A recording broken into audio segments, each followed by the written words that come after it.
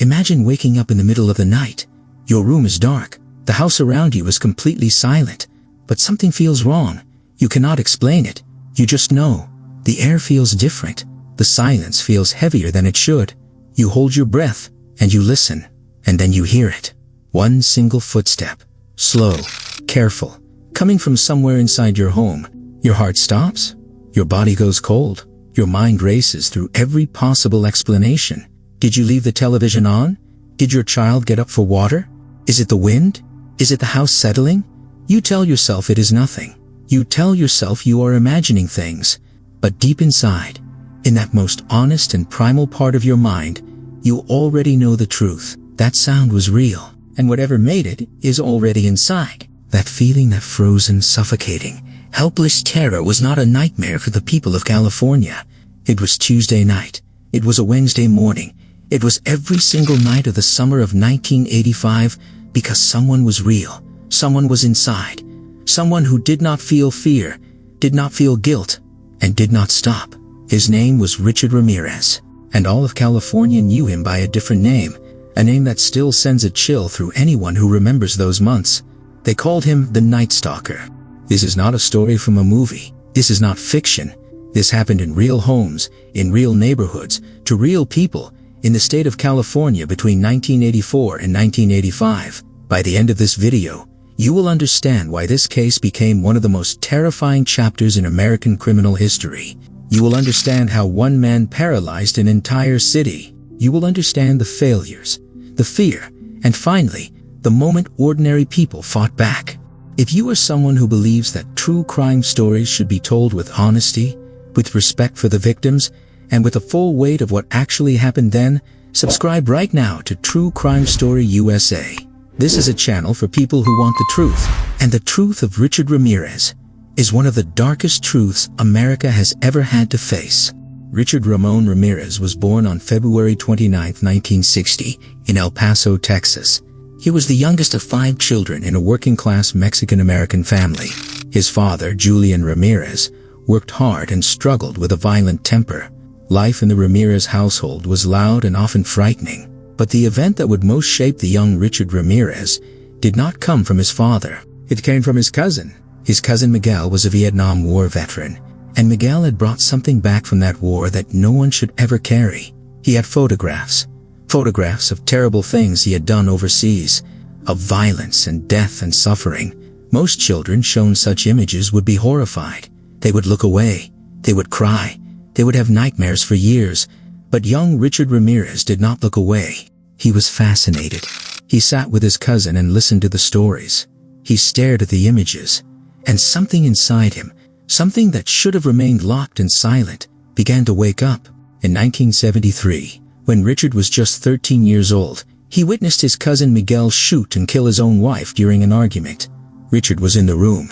He watched it happen, and investigators would later note that this event, rather than traumatizing him into fear, seemed to cross a final line in his mind. He had seen death up close. He had seen that it was possible, and it did not terrify him. It interested him. By his teenage years, Richard Ramirez was already deeply troubled. He dropped out of high school. He began using drugs, heavily marijuana, cocaine, and later harder substances. He developed an intense obsession with Satanism. He read everything he could find about the occult. He wore pentagrams. He listened to heavy metal music with dark, violent lyrics. He told people around him that Satan was real, that evil was a power, and that ordinary rules of human decency did not apply to him. Most people who heard him talk this way dismissed it. They thought he was just a troubled young man saying strange things to get attention. They were wrong. In the early 1980s, Ramirez drifted west. He moved to California. He settled in Los Angeles, a massive city where a person could disappear completely, where nobody asked too many questions, where you could move through crowds without anyone truly seeing you. He lived in cheap hotels in the Skid Row area of downtown Los Angeles. He had no job. He survived by stealing. He broke into cars. He picked pockets. He was arrested a few times for minor offenses but was never held for long. He was a ghost, invisible, forgettable, and he was watching. But that was only the beginning. On the night of June 28, 1984, a 79-year-old woman named Jenny Vincow was sleeping alone in her apartment in the Glassell Park neighborhood of Los Angeles. She was a grandmother, a gentlewoman who lived alone and kept to herself. She had left her window open that night because the California summer heat was unbearable without a breeze. That open window was all it took. Richard Ramirez cut the screen. He climbed through. He moved through her dark apartment in complete silence. And by the time the sun came up, Jenny Vincow was dead. She had been stabbed multiple times. The attack was savage and senseless. Police investigated, but had almost nothing to go on. No reliable witnesses, no clear motive. It seemed, terribly, like a random act of violence. It was not random, it was a beginning. For several months after the murder of Jenny Vincow, there was silence. Los Angeles moved on as cities do. People grieved and then returned to their lives. But Richard Ramirez had not stopped. He was still out there. He was walking through neighborhoods at night, studying them the way a hunter studies territory. He was looking at windows. He was watching for lights going out. He was noting which homes had no dogs, which streets had no lights, which doors might have been left unlocked. He was patient. He was methodical. And he was preparing. Then in the early months of 1985 he began again, and this time, he would not stop for a very long time. On the night of March 17, 1985, Richard Ramirez approached a home in Rosemead, California. A young woman named Maria Hernandez had just pulled into her garage. Ramirez was waiting. He raised a gun and fired. By some miracle, the bullet struck her car keys and deflected. Maria Hernandez survived. But Ramirez did not leave. He walked past her into the house and found her roommate, 20-year-old Dale Okazaki, inside the kitchen. He shot Dale Okazaki in the head. She died instantly. Ramirez then walked back out into the night, as calm as if he had done nothing more unusual than take an evening stroll. But the night was not over. Less than a mile away, just 30 minutes later, Ramirez spotted a car at a red light. Inside was a 20-year-old woman named Tsai Lian Yu. He yanked open the car door, dragged her out into the street, and shot her. She died from her wounds in the hospital. In one single night, Richard Ramirez had attacked 3 people in 2 separate locations, killing 2 of them. The Los Angeles Police Department responded to both scenes and had no idea they were connected. They had no idea they were dealing with one man. They had no idea what was coming. No one could have imagined what happened next. On the night of March 27, 1985, 10 days after the Rosemead attacks, Richard Ramirez found his way to Whittier, a quiet suburb southeast of Los Angeles. He approached the home of 64-year-old Vincent Zazzara and his wife Maxine, who was 44 years old. Vincent Zazzara was a businessman. They lived in a nice home in a peaceful neighborhood. Ramirez entered through a window while they slept. He shot Vincent Zazzara first, then he turned on Maxine. The attack on Maxine Zazzara was so violent, so extraordinarily brutal, that the lead detective on the case, Frank Salerno, later said it was among the worst things he had seen in his career. Ramirez had stabbed her repeatedly and mutilated her body in ways that suggested not just killing, but something darker, something that revealed the true depth of what they were dealing with. Close your eyes for just a moment. Imagine you are Vincent Zazzara. You went to sleep in your home, in your own bed, next to your wife. Your neighborhood is quiet. Your doors are locked. You have lived in this house for years.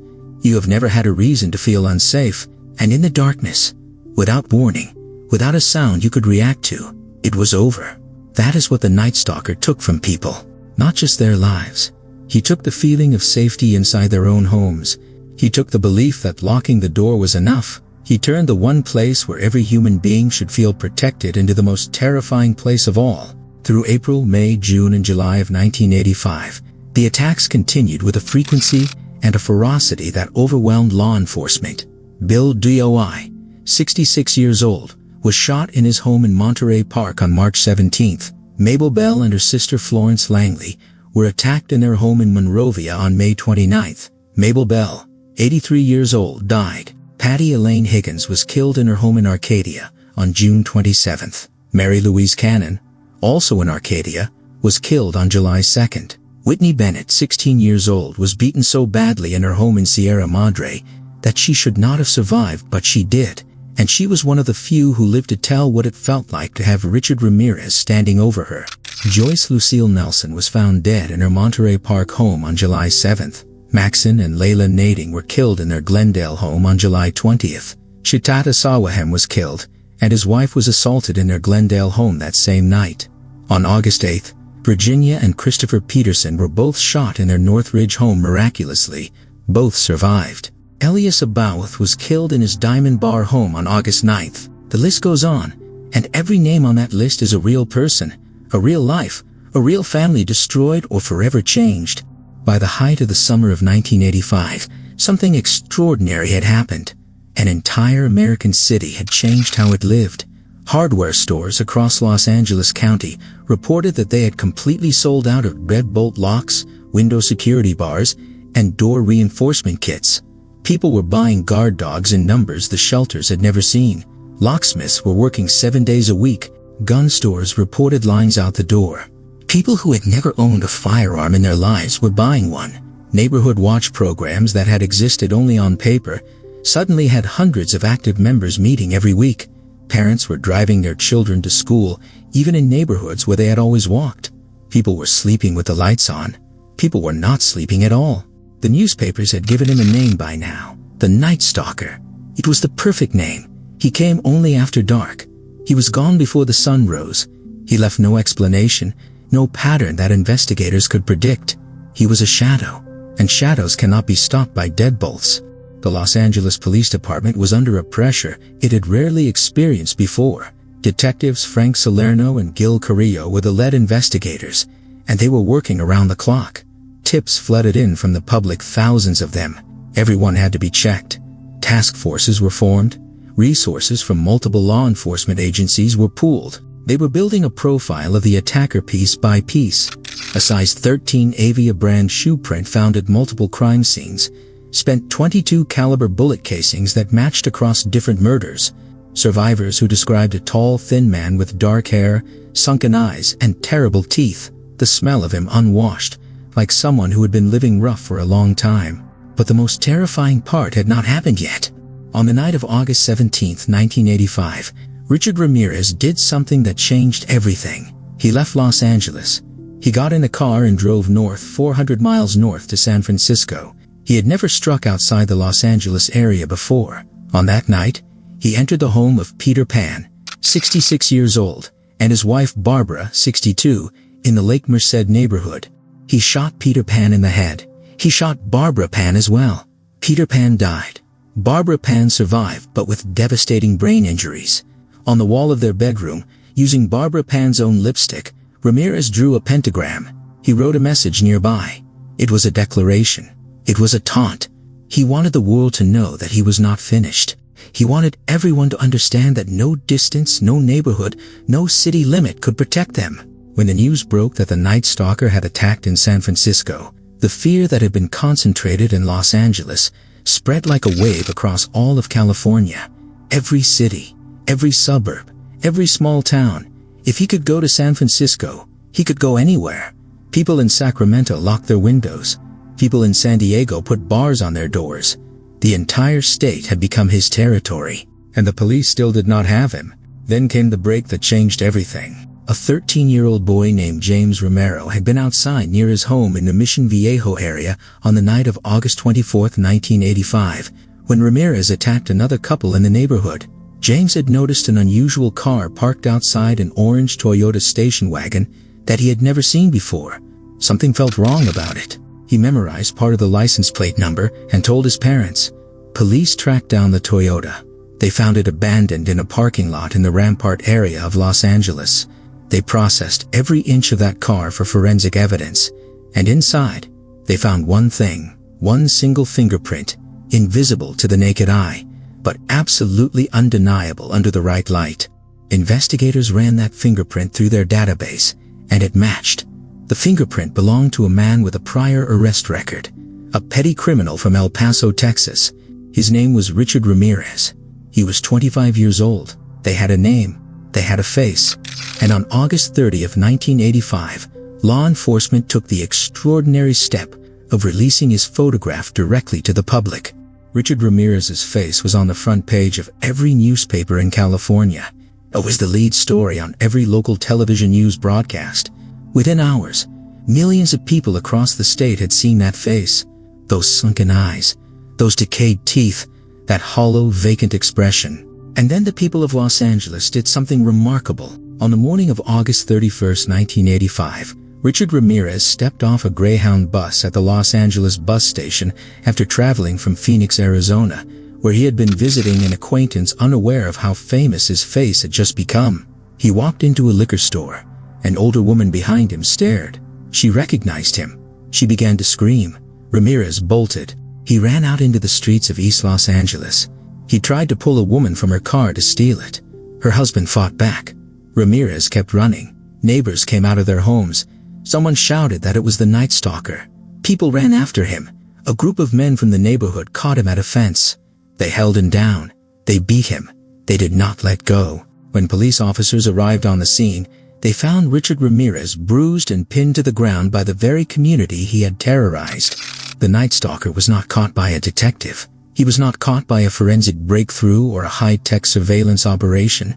He was caught by people, ordinary people who were exhausted by fear, who recognized a face from a photograph, and who refused to let that face disappear back into the darkness one more time. And then investigators discovered something even darker. As prosecutors assembled their case, the full scale of what Richard Ramirez had done over 14 months came into focus. 13 confirmed murders, 11 sexual assaults, 14 burglaries, 5 attempted murders, victims in multiple counties, victims of different ages, ethnicities, and backgrounds. He had been utterly random in his selection, which was part of what made him so terrifying. There was no way to predict who he would choose. There was no type. There was no safe profile. Anyone could be next. That uncertainty was its own form of torture for a city that could not stop looking over its shoulder. The trial of Richard Ramirez began in 1988 and continued through 1989. It was one of the longest, most complicated, and most expensive criminal trials in California history up to that point. Ramirez made the proceedings as theatrical as possible. He raised his hand to show a pentagram drawn on his palm as he was led into the courtroom. He shouted at witnesses. He made statements to the media outside the courthouse. He had become, in a deeply disturbing way, famous, and he appeared to love it. Women sent him love letters. Some declared they were in love with him. In 1996, while still on death row, he would marry a woman named Doreen Loy, a magazine editor who had exchanged thousands of letters with him over a decade. But inside that courtroom, the evidence told a story that no amount of theatrics could change. Fingerprints, shoe prints, ballistic matches, survivor testimonies from people who had looked into his face and lived. The jury heard it all, and on September 20th, 1989, after months of deliberation, they returned their verdict. Guilty on 13 counts of murder in the first degree. Guilty on 5 counts of attempted murder. Guilty on 11 counts of sexual assault. Guilty on 14 counts of burglary. The judge sentenced Richard Ramirez to death in the gas chamber. Ramirez walked out of the courtroom and told waiting reporters that big deal death always went with the territory, as if death was a concept he had lived beside for so long that it held no power over him anymore. He spent the next 23 years on death row at San Quentin State Prison. He filed appeals. He gave interviews. He received visitors. He remained, inexplicably, a source of fascination for a certain kind of person who was drawn to darkness in others. But he never left that prison. He never breathed free air again. On June 7, 2013, Richard Ramirez died at Marin General Hospital, adjacent to San Quentin, from complications of B-cell lymphoma, a cancer of the blood. He was 53 years old. The state of California never had the opportunity to carry out his death sentence. He died first. For the survivors of his attacks, the news brought no simple emotion. There was no clean satisfaction. There was relief. For some, there was grief, rekindled. For others, there was the quiet, complicated anger of people who had waited decades for a justice that arrived too late and in the wrong form. He was gone, but what he had done could not be undone. If you are watching this story and you feel the weight of what happened to these victims, the real men and women and children whose lives were destroyed or forever altered by one man's capacity for evil, then subscribe to True Crime Story USA. We tell these stories because forgetting is not an option. We tell them because every victim deserves to be remembered. We tell them because understanding what happened is the only way to honor the people who survived it and the people who did not. The legacy of Richard Ramirez is not a glamorous one. It should never be glamorous.